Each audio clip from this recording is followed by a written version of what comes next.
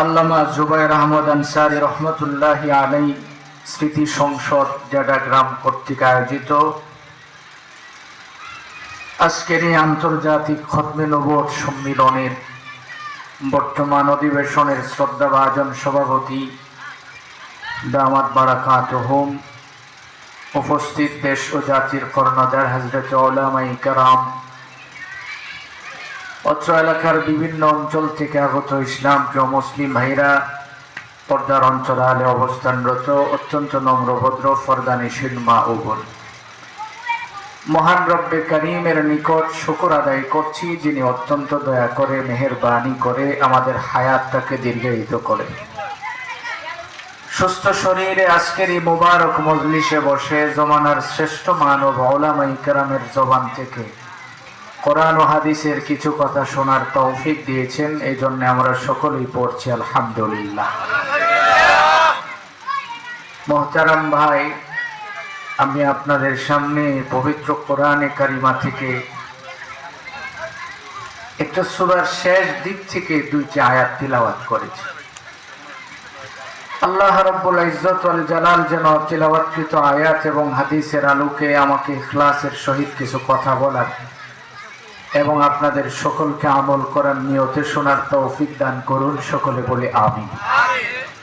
আমার ভাই, শারীরিকভাবে আমি খুব বেশি অসুস্থ, সফর থেকে মাত্র ফেরা এবং ঠান্ডা জ্বর অনেক বেশি। আসার কারণ হলো ওয়াজটা তো জেডাগ্রামে, আপনাদেরকে তো মোটামুটি কয়েকদিন ধরে দেখা হয় না, একটু ছিল, একটু দেখা হইলো, একটু দোয়া নিতে পারলাম, আবার 23-24 তারিখের দিকে চলে যাব সফরে। তো এই জন্য চিন্তা করলাম যে এক কাজে দুই কাজ হবে, একটু আসা, আপনাদেরকে একটু দেখা, একটু দোয়া নেওয়া। মোহতারাম ভাই, আমি যে আয়াতগুলি তিলাওয়াত করেছি, তিলাওয়াতকৃত আয়াত দুইটা একেবারে ছোট্ট, কিন্তু আয়াতগুলির ভিতরে আল্লাহ রাব্বুল আলামিন মানুষকে এমন কিছু কথা শুনিয়েছেন। আল্লাহ তাআলা বলেন যে যেই বান্দা আমাকে চায়, কাকে চায় বলেন, কথা বলেন, কাকে চায়? আল্লাহকে। আমরা তো সবাই আল্লাহকে চাই, চাই না? সবাই চাই।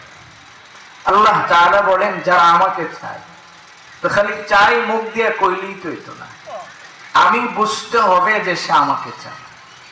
শর্ত লাগাইছে যে আমি বুঝতে হবে সে কি করে আমাকে চায়।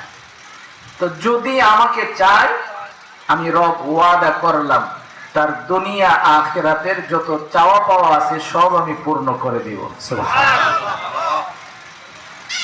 আয়াতের তাফসীর করতে যাই আল্লামা জালালউদ্দিন সৈয়দী রাহিমাহুল্লাহ উনি চমৎকার কিছু কথা শুনিয়েছেন। আমি গতকালকেও ঢাকা থেকে ফেরার পথে এয়ারপোর্ট থেকে যখন আসার সময় গাড়িতে বসে বসে তাফসীরটা আরেকবার পড়েছি।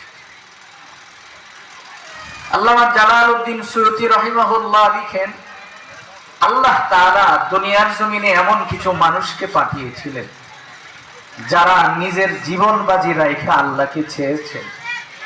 পুরস্কার হিসাবে আল্লাহ তাআলা এত বেশি তাদেরকে দিয়েছেন যেটা দুনিয়ার কোনো মানুষ কল্পনাও করতে পারবে না। সুবহানাল্লাহ। আমরা জানি আমাদের নবী, বিশ্ব নবী মুহাম্মদুর রাসূলুল্লাহ সাল্লাল্লাহু আলাইহি ওয়াসাল্লাম সাহাবীদের মধ্যে সবচেয়ে বয়স্ক যেই সাহাবী ছিল তার নাম ছিল হযরত সালমান ফারসি, যিনি ইসলাম ধর্ম গ্রহণ করার সময় দুইটা বর্ণনা আসছে তাফসীরের কিতাবে, একটা হলো 150 বছর আর একটা হলো 250 বছর।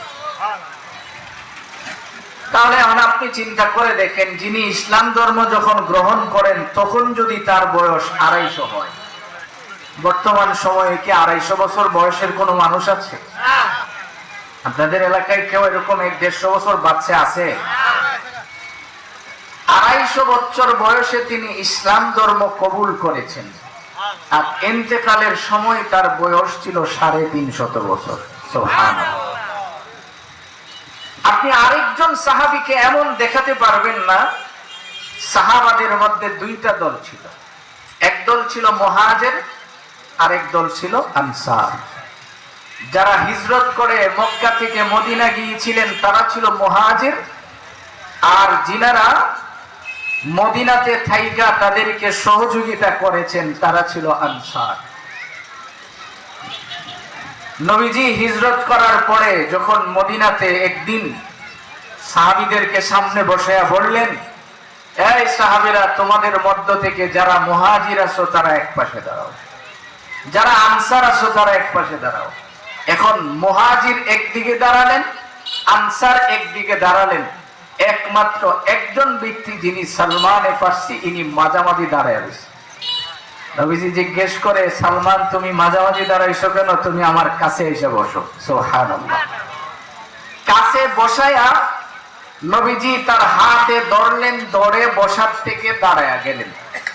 দাঁড়ায়া সাহাবীদের সামনে বলতেছে, সাহাবীরা শোনো, এই যে দেখতেছো সালমান আমার পাশে দাঁড়ানো, সে মক্কারও না, মদিনারও না, মুহাজিরও না, আনসারও না, কিন্তু এই সালমান আজ থেকে জানা রাখো সে আমার পরিবারের একজন সদস্য।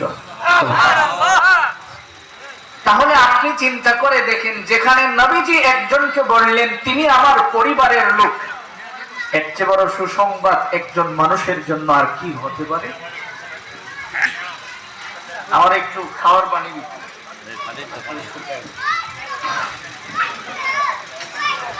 মোহতারাম ভাই, যেই কথা বলতেছিলাম, মুহাজির এবং আনসার দুই দল, দুই পাশে বিভক্ত। আর একজন যিনি মাঝামাঝি, তিনি কি ছিলেন? নবীজির পরিবারের। আপনারা কি আমার ভাষা বুঝেন? একটু কথা কয়েন, নাকি রাগ করছেন? মোহতারাম ভাই, যেই কথা বলতেছিলাম, হযরত সালমান ফার্সি, ওনার বাড়ি ছিল পারস্য দেশে। বাবা ছিল ওনার অনেক সম্ভ্রান্ত লোক।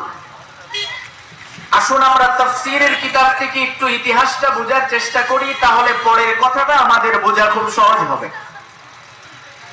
সালমান ফার্সি যখন বাবার রাজপ্রাসাদে থাকেন, অনেক সম্পদের মালিক বাবা, বাবা ছেলেকে বাহিরে যেতে দেয় না, এর ভিতরেই থাকেন, বাড়ির ভিতরেই থাকেন। একদিন বাবা তাকে বললেন, তুমি বয়স তখন তার ইয়ং ছেলে মানুষ, বাবা তাকে বললেন তুমি বাড়ির বাহিরে একটু যাও, আমার বাগানগুলি একটু ঘুরে দেখে আসো।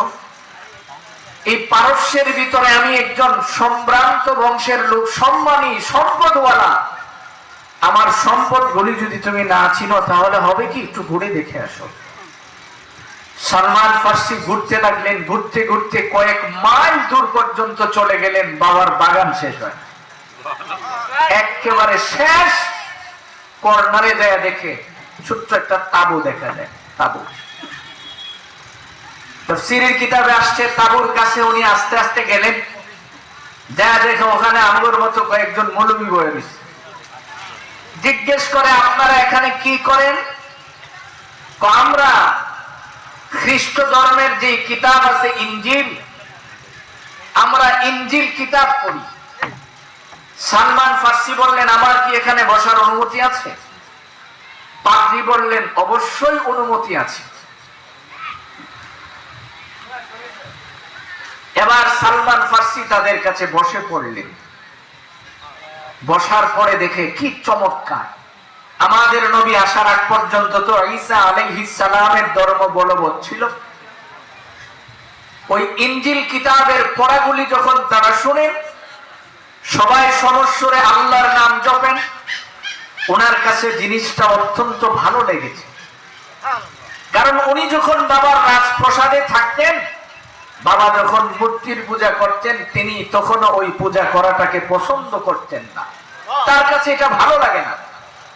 যেই মাত্র দেখলেন এই কিতাবের মধ্যে যা বলতেছেন চমৎকার কিছু কথা শোনা যায়, আবার যেখানে যায় আপনার আমার নবীজির নাম আসেন, সবাই সমস্বরে নবীজির উপরে দরুদ শরীফ পড়েন, এই জিনিসটা যখন সালমান ফার্সি একটা নওজোয়ান ছেলে অবস্থায় দেখলেন, দেখার পরে ওনার কাছে এত ভালো লাগছে, উনি তাদের কাছে দীর্ঘ সময় বসলেন।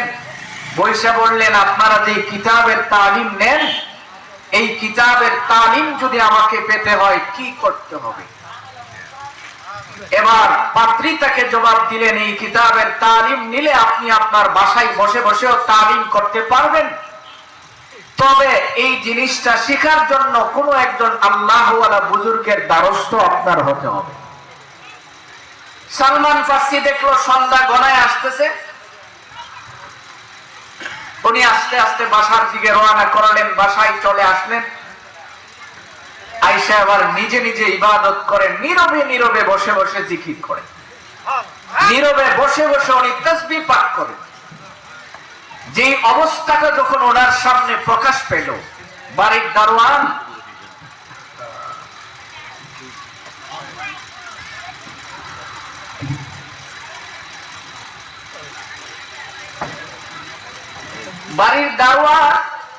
তার বাবাকে যাইয়া বললেন,